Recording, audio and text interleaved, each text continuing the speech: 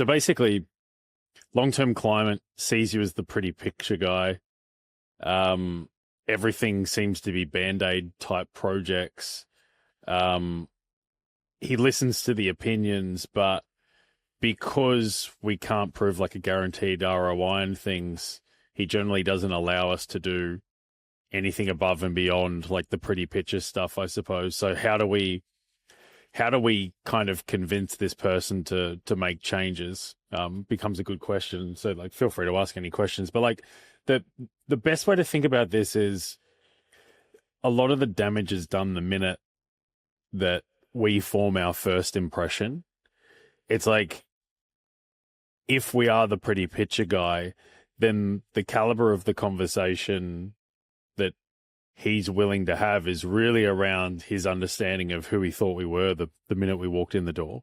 And that's kind of half of what repositioning your business is about, is what's the smartest way for the market to understand who I am and what I do, so that when I do make recommendations, it comes from like a level of expert instead of a vendor.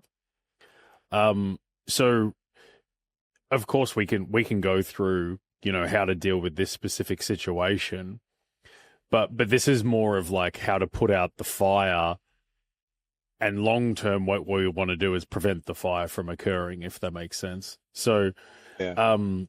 so you obviously noticed things that he's doing that are counterproductive to him moving in the right direction, and what kind of Yeah. recommendations were you trying to make to kind of help him on his way?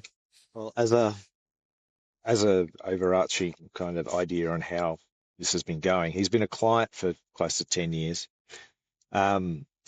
Startup, it's funnily enough, it's another alcohol company. This is a rum distillery down the Mornington Peninsula, which for Melbourne people, it's sort of down the beach, an hour away from the city. It's got its own little ecosystem down there. He lives down there. All the employees are from down there. And since day dot, I've found it very hard to get him to do anything that promotes himself outside of his own little ecosystem. It's like he lives in this little world, and that's it. And he's also constrained by the limitations of being in this ecosystem as well. Eh, I look, I'm no super professional. I've had years of agency experience, etc. Not that that means anything, but you sort of know how things work. Where he is he's a sailor by trade. This has been a passion. He's retired after 30 years of service. He's spent his own money. He's bought a still. He's learnt how to distill rum himself, and he makes a really good product. But marketing, these sorts of things, they're foreign to him, and I just feel me having some idea of what you should be doing in these instances, he's not doing it. And Yeah, got it. if he does do it, he does it in a strange way, or he employs someone who probably doesn't have the right credentials to implement the things that he wants or get him the results that he wants. And yeah, I constantly see, I can honestly say from almost 10 years of working together, I'm one of the few people, if not the only person, who's been there from start to finish, which I guess is a good thing. But in turn, I can see, especially after COVID, the business is struggling. He's searching for investors. He feels like he's kind of clutching at straws now. And then he's coming to me saying, hey, I want you to design a flyer for a letterbox drop, to which I'm going to give to the same 50 people, 100 people in the area who have got my letterbox drops for the last 10 years. Like, what are we doing? Yeah. It's you're in the boat full of water with the bucket, just, Yeah. And Yeah. hmm, So yeah, I mean, obviously the tough part is that you're doing the right thing in moving the conversation to what really is the bigger overarching problem. The issue is that he comes with this idea that you're the design guy that can deliver the stuff based on the brief that he provides. And then when we try to shift the conversation towards where you think the real fire is, the issue is in a lot of ways, he's kind of typecast the kind of conversations that he's prepared to have with us, and we're shifting them. But this becomes like the real opportunity, because what you're doing is becoming the skeptical investor and trying to have his best interest at heart, which is how we should apply. It's the framework we should apply to every client situation. But I suppose there's a couple of ways to think about it. The first is we just have to reason with logic. If what becoming an expert in any space is really about is being able to go toe to toe with somebody and out reason them with logic to the point where they actually see our reasoning instead of theirs, right? Because if you are an expert, you understand mechanically how and why things should be the way they are to maximize the chance that we move towards, an outcome that your whole business is about. So this becomes like a real big opportunity for you in that, man, who else has a business like this, who has very old hat traditional methods that isn't keeping up with all of the ways to create high levels of marketing leverage in the future? Like, that becomes a really good targeting kind of angle for you. But the most important thing is to help him understand the cost of continuing to go about it the way that he's going about it. So anybody will make a change in decision the minute that they realize the cost of doing something is completely outshadowed by the cost of not doing something. So a lot of how you can help is, look, you might have suggestions around, what to change. Letterboxes drops is amazing. That's even a marketing strategy for this type of business model.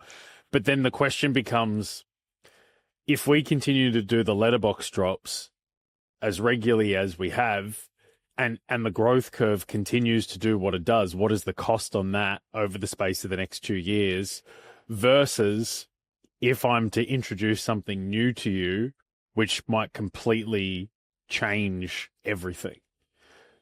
That's going to be the most powerful way to frame your proposal, is allowing him to weigh, okay, well, what is the risk and cost of what Vaughn's suggesting versus the cost of staying in the same spot? And if you help him uncover potentially what the cost of staying in the same spot is, then you approach the point of where it makes sense to do something now.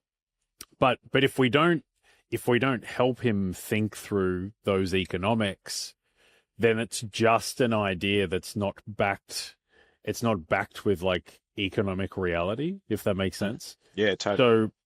So it's really, and this is what becoming an expert is really about. It's understanding a particular topic so well that you know how to reason back to the economic fundamentals that make acting an absolute no-brainer, because you understand how and why somebody in their position should do something, because you've seen the outcomes. So in my business, I prescribe Chinese manufacturing for most people because they want to produce a cheap, high quality product that they can sell on the internet, for example. So then I try to become an expert in every part of the space where it becomes absolutely critical to get all those parts right, so that when I put my offer in front of people, it's not just because I want to sell it, but it's the next logical move based on the first principles to actually move and put your best foot forward, if that makes sense. So yeah. I see it as a massive opportunity for you, but it really starts with helping him get to the point that he can make a transactional decision based on the costs of doing something versus not doing something. And if we believe that there's a clear massive cost in not changing things, which I'm sure he's aware, then it will mean that action becomes the only option, Yeah. if that makes Yeah. sense. Yeah. So Totally. so a lot of what our job is to do is to understand what are the decision parameters he uses to determine like how to act or move, and in doing so you now come in at the angle of like a board of director or a skeptical investor. The way that I like to think about it as a skeptical investor, you're like, hey, my job for everybody that I interact with is not to just give them pretty looking shit. It's actually to help them achieve their business objectives. If you get pretty looking stuff and your business goes bust, that's no good to me. So what I really care about is, yeah, what do you want me to design for you? But take me through the ecosystem of like how you're using it and what the business model looks behind it to utilize it, so that I can determine if there's actually a smarter and a more effective way of going about it. And if we take that level of it, then we realize that a lot of the conversation that we need to be having in the future is actually a tier up from the pretty things conversation. And it's why there's even a marketing budget for that thing to begin with, and how that fits into the grand scheme of things. Can I throw a case study on this sort of on that topic to you? Yeah, of Um, course. so obviously when I met him, he'd just bought the still. He was, he was a startup. He had a website. The website was a one-pager designed by a love interest. It was great purpose for where he was at the time. And obviously, time's gone on. We've made some product. He's selling. Okay, we need a little bit of e-com now. And it was hard to sort of find the finances from him to get it done. Like he's frugal. He's a start. He was a startup at that time. Um, you know, uh, Time's gone on. He's become more established. Products have grown. Um, he got onto me about a website, and it was like he floated a $2,000 budget. I'm like, okay, look, you might need to do a bit more than this. I got the I know a guy talk. Anyway, he said, can you just help them out? I declined the offer. I said, look, love you, but I can't sort of do what I need to do under these parameters. Look, I warned him, look, I don't think it's the right way to go, but it's up to you. He went down that path. It failed. Um, he came back and wanted to rework it again, and he offered me. Obviously, the budget wasn't there again for what I thought he needed, and he agreed with what I put forward to him, that like, oh, that would be amazing. I don't think I've got the budget for it. What if I offered you shares in the company and you built this with a minimal cash investment and you took shares? And it sounded good, but again, I knew how I was privy to how it operated from a business sense behind the scene. And these guys, they're just not the most professional people in the world. um, and again, it was alarm bells. I was very cautious that I was going to dig myself a huge hole again. And again, I declined the offer. And I helped him he hired an internal marketing person. They got a Shopify site done, and it's okay. Yeah. I don't know. With my justifications of what I was going to say you should do and this, that, and the other, I'm not privy enough to the alcohol industry to say this will work and this won't work. And it all just seems to me like he needs somebody who has this information and can just go, oh, marketing. Oh, you should be doing this sort of marketing because this is your ROI on this is going to be much higher than if you do something else. And I know a bit about it, but it's not my field. I don't have the expertise to tell him, to give him that information and be confident that I'm correct. Yeah, And but I mean, I think that the big kind of mindset shift there is that I think that's what prevents a lot of designers from like really exploding into a particular direction is it doesn't take years to become an expert in a topic. It takes knowing what to do. That's all it takes. So if like this is a perfect opportunity as any is another way to think about this is, hang on a second, there's a heap of opportunity in this alcohol space. The people that are going from where he's going and then jumping to the next order of magnitude tier, what the hell are these guys doing? Like what does their transformation look like? And then how could I just set up two paid lunches where I shout somebody lunch and just sit there and grill them for an hour on how the hell they 10x'd in that situation? And what you'll find is that the answer is very simple, because you'll ask them, hey, what do you reckon you guys do that other people don't who get stuck at where you guys started? And then they'll tell you. And that's what not to do. And then be like, what if you had your time again, what would you do to do it quicker? Then you can go to him and be like, look, this is what Keith did to take his vodka company, right? Take it or leave it. But if you want to hand kind of problem solving this because I've discovered it, that seems like a way better option than anything he could come up with, because it's actually rooted in reality. Well, we've got the ability to acquire that information just like this. It just takes like just a small bit of lateral thinking.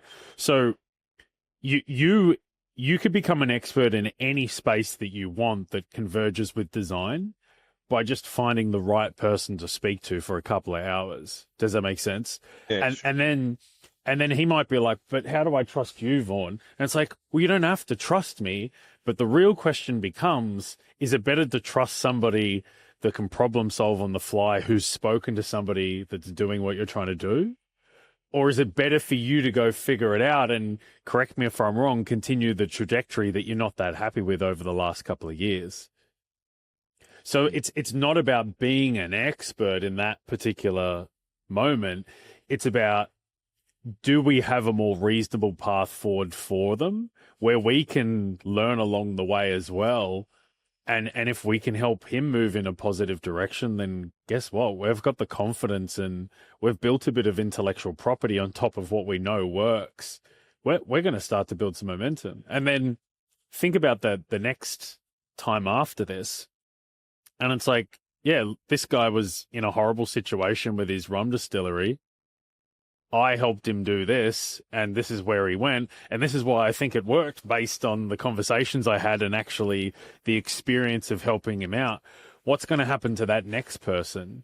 That next person is just like, whatever you say goes, Vaughn. I'm not even going to like question or query, because you've actually walked it, you know?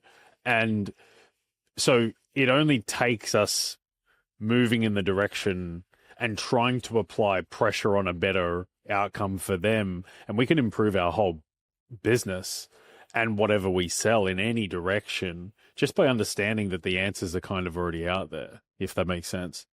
sure. So kind of the best way to think about it is, what can we do to acquire the information really quickly with the least amount of effort? The easiest way to do that is to just find somebody who's done it, right? And then on top of that, how do we put together a beta offer that is a representation of that direction and go, look, this might be something where, you know, I just point you in the right direction and provide you with a bit of advice. It's very low cost for me to deliver, but at least I'm putting you on the right path. And if something comes of it, great. I can turn it into a testimonial, a case study. In the future, you listen to me more and I've strengthened the value and how you see me in the future. You know, there's no way to lose, I suppose. It's really just it's remembering that the way to become a more valuable designer is to not get stuck reasoning from analogy in the way that design is sold and done. It's to reason from first principles and go, what does he need to become valuable? How can I create that value for him? And then eventually the market rewards us for the value that we create. You know, that it's a lead indicator or a lag indicator. But the market always rewards people that create market value. That's just how it works. Whether it you have to kind of go above and beyond to just help him a little bit. Yeah. The next person, you're able to leverage the value you created for him forever, you know? Whereas what most designers do in this situation is, well, my job's to hand him the flyer. Fuck him. It's up to him to do the rest of it. And the issue with that is that we don't gain any traction unless our clients get results. We don't. Because the product doesn't get better. Our conviction in our ability to get people outcomes and our conviction in the ability to solve things doesn't get more resilient. So the next client isn't getting a better version of you. They're getting a fucking lazy designer who sticks to their brief and then wonders why they can't charge much. You know what I mean? Yeah. Yep. So like, I think from like an intent standpoint, you're pointing in the right direction. The next question just becomes, how do you get resourceful in what intellectual property to add to the mix where you just use reasoning to explain why this is a good idea? Yeah. And if he gets on board with that, guess what? You've got something that you can now reach out to everybody in that space with, especially if you go get a massive win for him. And then what you'll find is being a designer of pretty stuff shoots you now in the foot because you now know something that the market really wants, but they can't access themselves. And that's when we start manipulating supply demand and you start getting paid for thinking or thinking that one time. You know what I mean? Sure. That's the magic of the internet age is if we're not prepared to think for ourselves from first principles, we don't create the intellectual property or the leverage that'll allow us with the next person to just charge $5,000 to sit with the next person for 2 hours and go do this. And that's where all the magic is. Yeah. Yeah. Yeah, cool. Yeah. So you can kind of see there that as much as we can kind of do things in this situation, that the real question is for somebody else like him in the future, how do you want to present yourself so that they're automatically picking your brain for what you know about it? And if it's like, man, I just love to chat to Vaughn and pick his brain around how the frick he helped that guy. The minute somebody thinks that, it's like you're going to be profitable no matter what you sell. Sure. Because now it's just rooted in a change of market value instead of how long it took you to do something. Yeah, not an hourly. Yeah. And then like that's why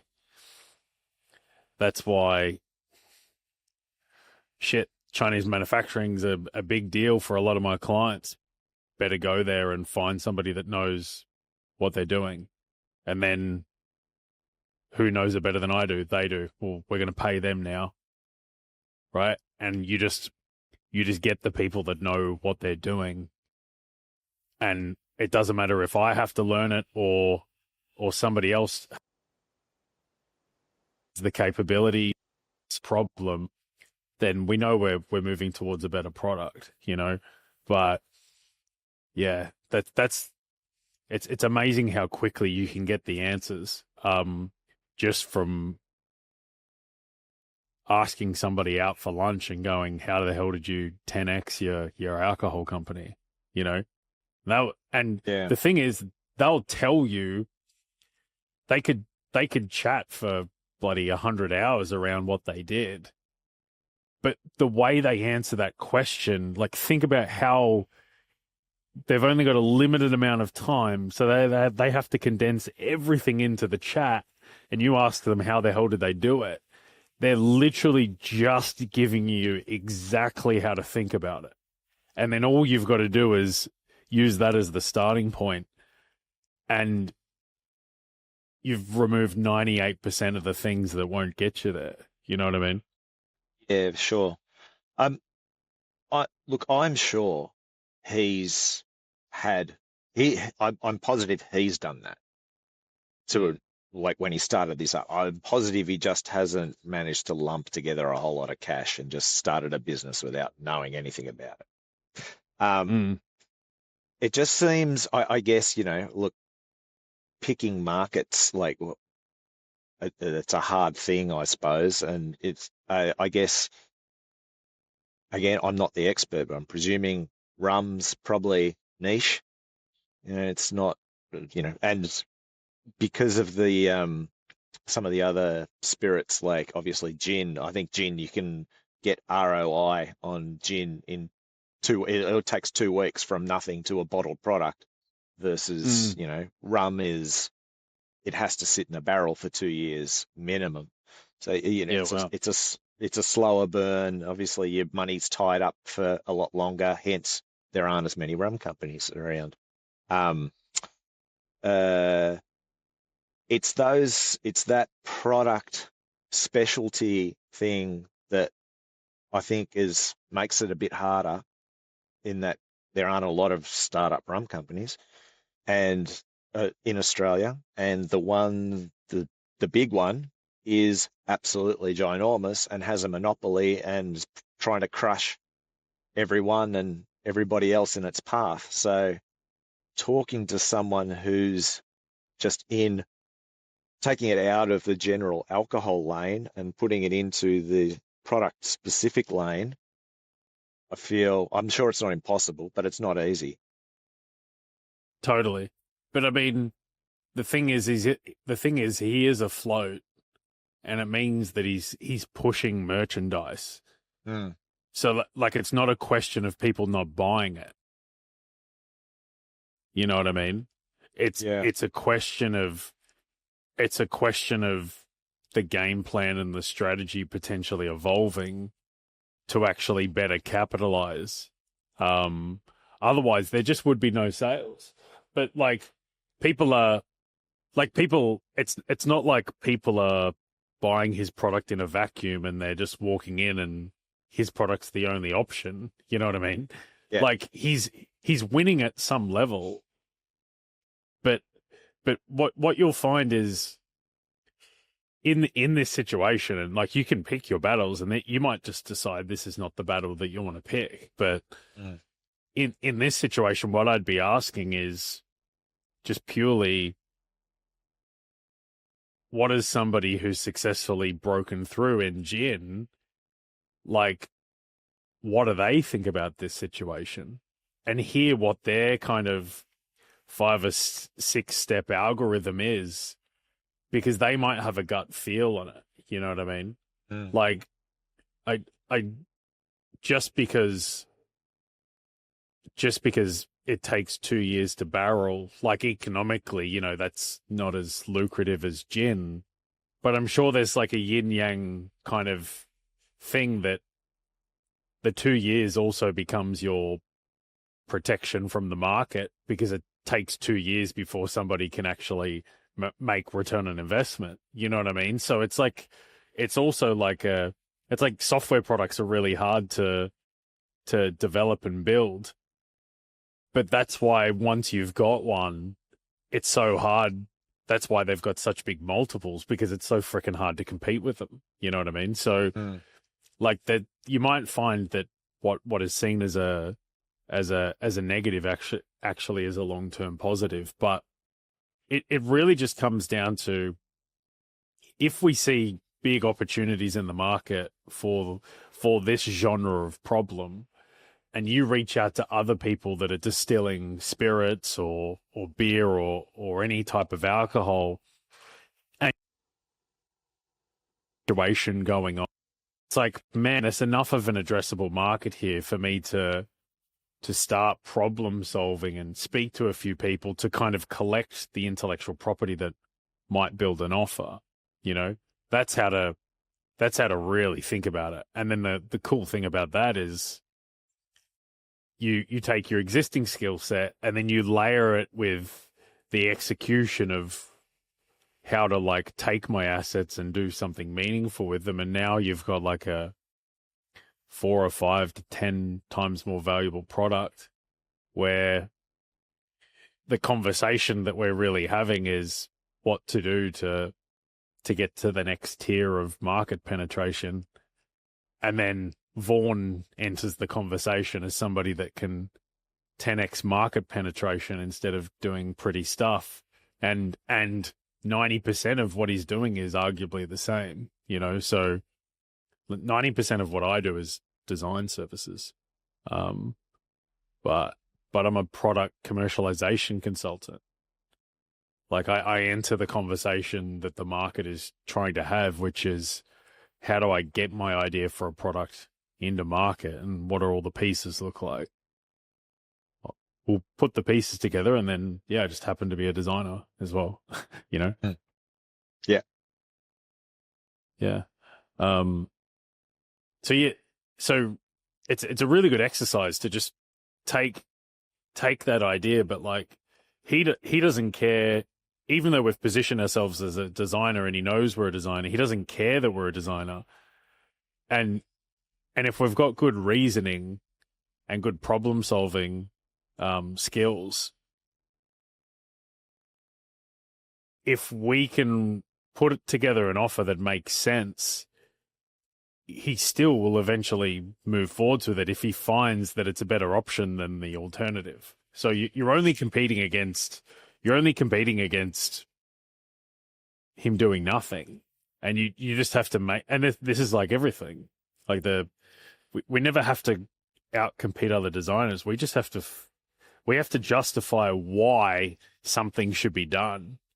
Yeah. Versus the cost of not doing it. And if you're the best person at communicating that something should be done, you will every single time win the design work, So yeah, just take the approach that what's the best thing I could do for him objectively right now to move him in the right direction. And whilst I'm thinking about that, is there more people that have a similar kind of problem here that are clueless, because there's potentially opportunity in the market for it, And then once you've confirmed that there is, and I'd be interested in chatting about that, then make the realization of like, okay, well, there's something here. Is this the direction Vaughan wants to go in, or is he just going to apply this framework to another conversation that's way more interesting to him and better overlaps with his passions? But at least we're starting with where the money exists, instead of just what selfish Vaughan wants to do. You know what I mean? Yeah. But so like that's how I think about it. It's like, uncover an unmet need in the market, try to propose a solution. If people rampantly are super eager to discuss it, ask myself, is this something that converges with my skill set that I'm interested in developing like expertise in? And if the answer is yes, then get stuck in. If it's no, it's like, cool, at least I dug something out. Let me go on to the next conversation and try to do the same thing. And then that's all an entrepreneur is somebody that's continually playing this game, who just stays where they feel like the biggest total addressable market is, with the economics of an incredible offer that can improve based on delivering value, Yeah, cool. So, yeah. So now the next step is just, what does the reasoning look like, and how can you put together like an explanation for him in an email that's like, look, Mm. let's recap what's been going on the last 2 years. The curve doesn't look very impressive. What's Yeah, the cost on that curve continuing versus the cost of me suggesting a couple of changes, you know? sure. Yeah, he's not dead yet. I'm concerned maybe this action has come a bit late, but I know from speaking to other people in the industry, I don't think anyone's having a fun time in the alcohol industry at the moment, unless you're a big hitter. Yeah. But the I mean, the thing is there's always going to be people love spending money, and if there's a 5% crunch on the market, your product just has to get 10% better, or the marketing has to get 10% clearer, or you have to put in 10% more effort and you negate the downturn of the market. You know what I mean? So like unicorns are born every day against the odds. And it's just because they keep going and trying to improve incrementally, you know? So, um, yeah, there's a heap of opportunity. And like, I mean, people are addicted to alcohol. It's a great market to be in. You know what I mean? Yeah, yeah, But that's overall how I think about it. But like, you might be right. You might be, this is too far. His situation doesn't make sense for him to do anything anymore. But at least you can go there and potentially make an offer and reframe a valuable offer, and then apply that framework to every conversation moving forwards. And we've got we've got a direction that could lead us into some really lucrative conversations, you know, moving forwards. yeah. Okay. A